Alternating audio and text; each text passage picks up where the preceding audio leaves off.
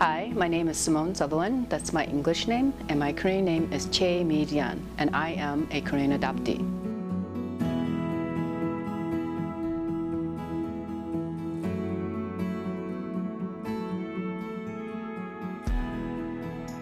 Like everybody else's, I was abandoned, but I'm not actually from Seoul. I'm actually from the city of Iksan, and it was at the time in the 1970s, it was a very poor farming community. And so I think what's in my records is that I was a very sickly child, and I think I was abandoned because I was really sick. I was adopted in 1975 at the age of 6. So, and I was adopted out to Wisconsin in a small, very, very small town. There was a lot of conflict with my family, and there still is conflict. I was the only Asian in the county until I was 15, and if I expressed any interest, it was always turned down as I don't appreciate Americans or American life. So it just became that I just did not ever speak about it. So it was better not to talk about it because I felt like I would get punished if I did. So my life wasn't, growing up, my formative years, it wasn't the best. It wasn't the happiest. It was difficult, but I have persevered, and it definitely has been a learning lesson to be in that kind of environment. But yeah, it could have been better, and I think that the adoption agency could have done better. At the age of 29, I had a serious identity crisis, and I decided that I really needed to search for myself.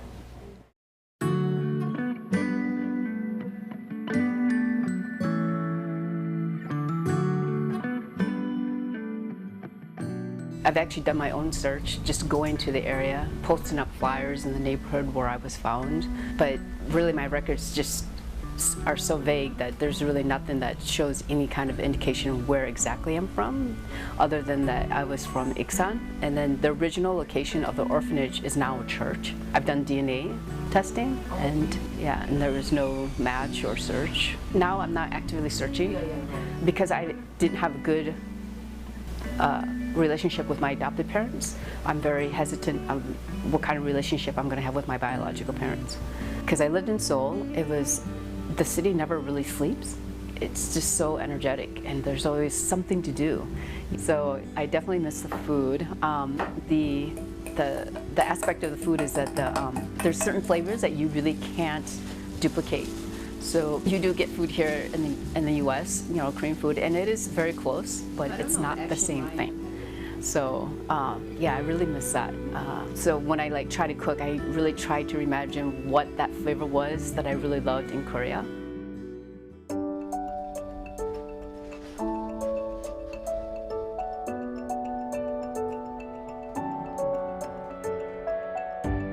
When I'm feeling homesick, for Korea, having Korean food really helps, kind of alleviate and substantiate that feeling of homesickness.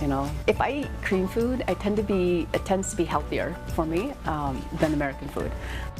No, and then I'm making a jjajangmyeon, and I don't know why, but I've always liked jjajangmyeon, and so I decided I'm going to make something that's my favorite. Yeah. Well, I really love yukgaejang, but I have a hard time with yukgaejang. So getting the right broth. I have a hard time with the broth. If I go to a Korean restaurant, I try the yukgaejang first, and if it's good and the broth is right, then I know it's a good restaurant.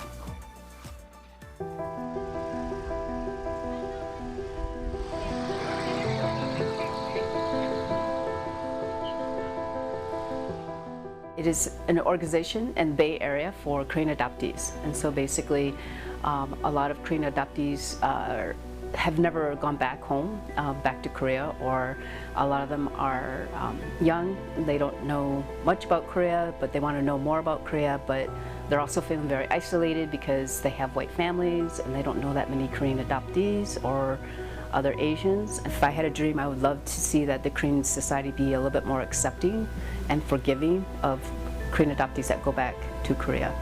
And I would like to see that there's kind of an infrastructure that would help Korean adoptees. I mean, I want to go back to Korea. I would like to retire there, or I would like to move there now. The Korean people can be really open and just accepting of everybody who's had this artist journey and they got themselves to Korea.